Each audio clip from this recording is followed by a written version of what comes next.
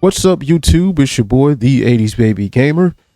Today is May the 4th, 2026.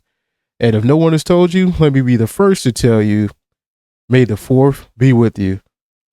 Now, in honor of Star Wars Day today, I wanted to talk about a game that probably not many people were checking for, probably not many people played, but I thought it was a really fun game. It is a bit of a novelty, but it is Disney Infinity 3.0, specifically the Star Wars starter pack that included Anakin Skywalker and Ahsoka Tano.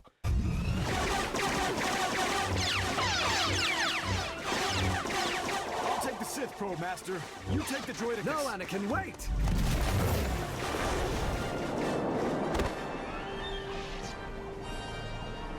So the game kind of starts off with the tutorial, right? You start off as Anakin Skywalker, and you're chasing this droid, and you kind of get a tutorial on like how to do basic movement, jump and dash and attack and dodge and things like that.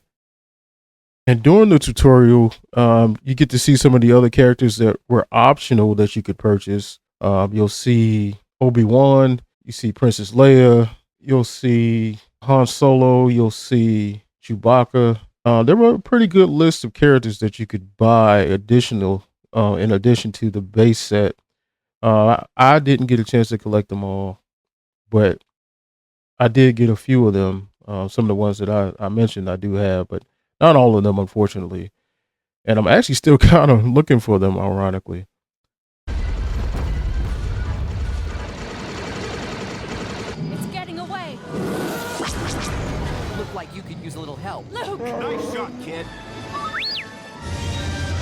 Mine! I'm prepared to watch. Remind me to never get in a mess like this again. Shut him up or shut him down. Punch it.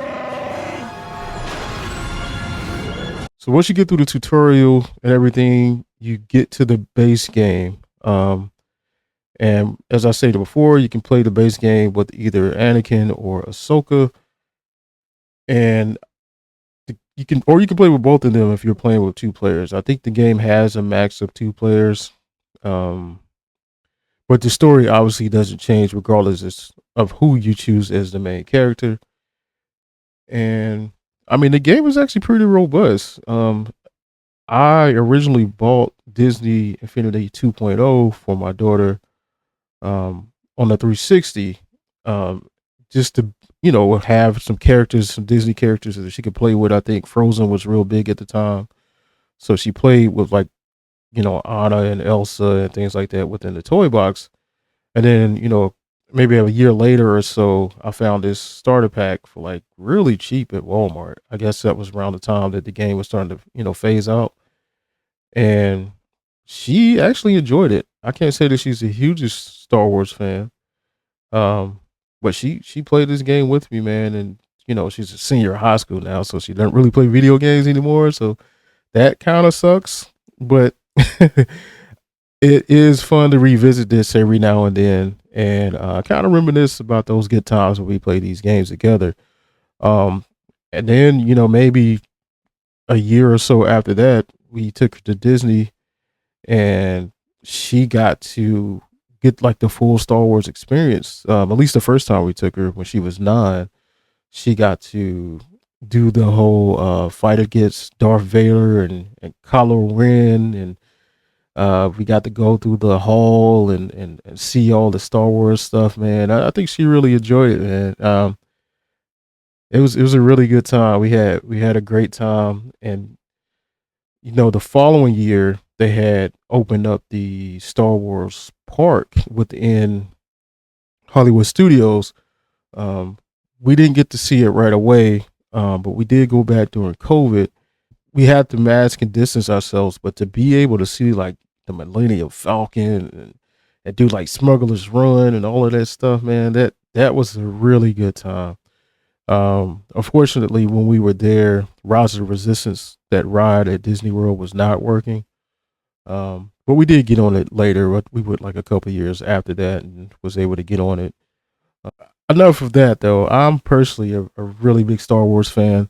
I'm not like super nerded out on it, But I do know that of the Star Wars games that I've played, this is probably one of my favorite games. Like, it's easy enough for a kid to pick up and play, but challenging enough for an adult to, actually, kind of lock in and play, man. And it's a really good introduction for a platformer for a kid. And it's just an overall fun game. And it just, the whole idea of you buy this action figure or this character or whatever, and you put them in the game and bring them to life, and you get to play through the game with them, and it was really innovative, I thought, and I think it was a pretty much a shame, that the game didn't do as well as it did, like the series in general, Disney Infinity. Um, but I gotta say, if you do find this starter pack anywhere, you could find some of the Disney Infinity stuff, the Star Wars stuff, at a thrift store or at a convention or wherever. I say you should pick this game up. I think it's worth the purchase.